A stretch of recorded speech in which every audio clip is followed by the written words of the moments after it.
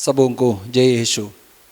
आज के इस दिन में आप सबों का मैं स्वागत करता हूँ।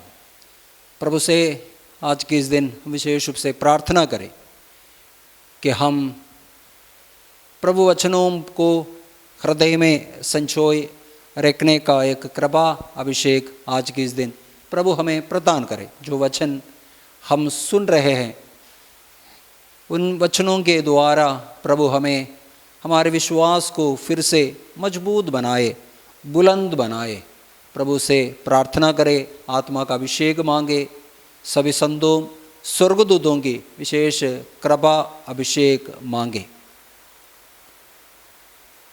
प्रियजनों, एफेसियों के पत्र अध्याय 2 पद संख्या 8 में हम इस प्रकार पढ़ते हैं कि विश्वास ईश्वर का देन है, विश्वास प्रभु का वरदान है। कहा जाता है कि जो हम विश्वास करता है वैसा ही होता है। जैसे हम विश्वास करते हैं वैसा ही हमारे जीवन में होता है। प्रभु बार बार अपने जीवन काल में कितनों की जीवन में महान कार्य किए हैं और एक एक चमत्कार के पहले प्रभु लोगों से अवश्य पूछता है, क्या तुम विश्वास करते हो कि मैं ये तुम्हारे लिए कर सकता है? लाजरुस को जीवनदान देने से पहले यीशु ने मरता से इस प्रकार बोलते हैं, यदि तुम विश्वास करोगे तो ईश्वर की महिमा देखोगे। विश्वास करेंगे प्रियजनों, प्रभु की महिमा हम देख सकेंगे। ये मैं इसलिए कहना चाहूँगा कि नॉर्थ ईस्ट मिशन की शुरुआत भी इसी प्रकार हुआ। 2002 में जब हम पहली बार नॉर्थ ईस्ट में गए, मुझे अभी भी एक एक जगह 2002 में जब सफ़र किया, एक एक पल अभी भी मन में ताज़ा है। फादर बॉबी और मैं करीब 9 लोग न्यू बोंगईगांव रेलवे स्टेशन में उतरा। वहाँ एकदम निकट एक पैरिश है बहुलाउगड़ी। मैं बोंगईगांव में करीब 5 साल रहा। 2002 में अप्रैल महीना में जब न्यू बोंगईगांव रेलवे स्टेशन में उतरकर बहुलाउगड़ी पैरिश जब गया, वहाँ के हरियाली, बहुत सुंदर सा एक गिरिजा, बहुत बड़ा स्कूल, कॉन्वेंट और काफ़ी ज़मीन एकदम हरियाली पेड़ों से, नारियल के पेड़ों से सब भरा हुआ सब देखकर मन काफ़ी खुश हो गए। क्योंकि अनेकों वर्ष मध्य प्रदेश में सब रहा, वहाँ इसी प्रकार के हरियाली बरसात के सीजन में थोड़ा बहुत तो देखने को मिलता है। जैसे बोंगईगांव जैसे पहुँचा, एकदम केरल जैसा एक वातावरण, केरल जैसा एक हरियाली सब देखा, काफ़ी मन खुश हो गए। और नॉर्थ ईस्ट में हम करीब 15-20 दिन घूमे। तोरा डायसिस में सभी नॉर्थ ईस्ट के सभी स्टेट्स पर, मिज़ोरम छोड़ के बस उसके बॉर्डर तक गए, सभी जगह घूमे, बहुत ही अच्छा लगा।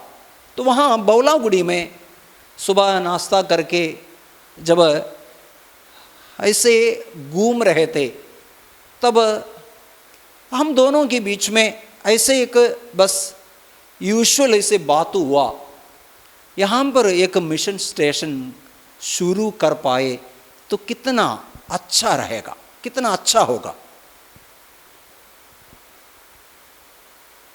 बिना कुछ सोच समझे ऐसे हमारे मुंह से ऐसे निकले, यहाँ पर एक संस्था की शुरुआत किया जाए तो कितना सुखद है, कितना अच्छा है। शायद वहाँ के हरियाली सब देखकर या कुछ लोगों को देखकर पता नहीं है क्यों ऐसे मन से निकले, लेकिन जब हमारे शब्द मुंह से जैसे निकले, एक इससे छोटी सी बात, शायद दोस्तों के बीच की एक बात, लेकिन वो बात भी प्रभु के लिए कोई भी बात असंभव सा नहीं है। कोई भी घटना, कोई भी बात हमारे जीवन के जो बात जो हम स्वीकार करते, जो बोलते हैं, वो बात भी प्रभु बेकार जाने नहीं देता। कुछ दिन हम गांव बस्ती में सब रहे, बहुत ही यादगार रहा। घूम के फिर कलकत्ता आया, केरल गए, लौट के आया। और उसके बाद 2007 में जब फादर शाहजी वेड़तेड़त गाटिल, फादर बॉबी और मैं, हम तीनों जब उत्तर प्रदेश के प्रभुधाम आश्रम में कार्यरत थे, उस समय बड़े उपवास काल में एक बार डिवाइन यूथ के द्वारा कुछ साधनाएं अरुणाचल प्रदेश में लिया गया। तो अरुणाचल प्रदेश जाने के लिए कोई नहीं रहा। जब फादर शाहजी से जब पूछा गया, फादर शाहजी जाने के लिए तैयार हुए। नॉर्थ ईस्ट के बारे में उस समय तक हमारे कॉन्ग्रीगेशन के कोई भी वहाँ पर कोई भी सेवा कार्य करने के लिए नहीं गए। इसलिए लोगों के अंदर में, पुरोहितों के अंदर में भी एक प्रकार का जिज्ञासा, साथ ही साथ एक प्रकार का डर भी रहता था, कोई नहीं गया। फादर शाहजी जब जाने के लिए तैयार हुए, 2006 में जब वहाँ जब गया, पूरे नॉर्थ ईस्ट के, विशेष रूप से अरुणाचल प्रदेश घूमे, बिशप के साथ कई जगह घूमे, कई जगह रिट्रीट चलाया, मदद की। और उसके बाद वो अरुणाचल प्रदेश के म्याओ डायसिस के टिसा नाम से जगह पर पहुंच गया। वहाँ एक छोटा सा स्कूल ही रहा। वहाँ जब स्कूल को जो देखा, वहाँ के जो इलाका, ज़मीन सब देखा, और विशेष रूप से उस जगह का नाम जब सुना, फादर शाहजी को बहुत ही प्यारा लगा, क्योंकि उनकी सिस्टर दीदी का नाम ही टिसा है। इसलिए वो काफ़ी, वो नाम सुनते ही उनको अच्छा लगा, और वहाँ पहला मिशन स्टेशन शुरू करता है। 2007 में जब पहला स्टेशन जब शुरू हुआ, फिर उसके बाद प्रभु कैसे कैसे पूरे कॉन्ग्रीगेशन को कितनी सारी कृपाएं प्रदान की। प्रियजनों, प्रभु इसी प्रकार कार्य करता है। यदि हम विश्वास करेंगे, प्रभु अपनी महिमा प्रत्येक के जीवन में, प्रत्येक जगह पर प्रभु प्रकट करता है।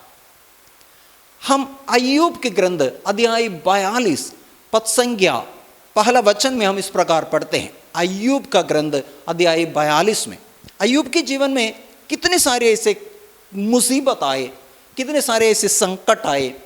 उनके 7 पुत्र मारे गए, 3 बेटियां, कितना धनी व्यक्ति था, सब कुछ अचानक खत्म हुआ, नष्ट हुआ। कोई भी घबरा जाता है, कोई भी घबरा जाता है, परेशान हो जाता है, विचलित हो सकता था। उनकी पत्नी बार बार उन्हें ताना मारती थी, उन पर दोषारोपण करती रही, उनके मित्रों ने उन पर दोषारोपण करते रहे, लेकिन वो उनका विश्वास प्रभु पर दृढ़ बना रहा, विचलित नहीं हुए। 42 में हम इस प्रकार पढ़ते हैं, अय्यूब अपने जीवन में उस प्रभु को अनुभव किया और वह कहता है, मैं जानता हूं कि आप सर्वशक्तिमान हैं, मैं जानता हूं कि आप सर्वशक्तिमान हैं और अपनी सब योजनाएं पूरी कर सकता है। वो कितना कॉन्फिडेंस के साथ वो इस प्रकार कहता है कि मैं जानता हूं कि आप सर्वशक्तिमान हैं और अपनी सब योजनाएं पूरी कर सकता है। प्रियजनों, प्रभु जानते हैं, मेरे जीवन में, मेरे जीवन के एक एक कार्य प्रभु जानते हैं, बस हम विश्वास करना। अय्यूब कहता है, मैं जानता हूं कि आप सर्वशक्तिमान हैं और अपनी सब योजनाएं पूरी कर सकता है। इस बात को जब हम गहरे विश्वास में जब लाते हैं, हम इब्रानियों के पत्र 11:6 में पढ़ते हैं, विश्वास के अभाव में कोई ईश्वर के कृपा पात्र नहीं बन सकता।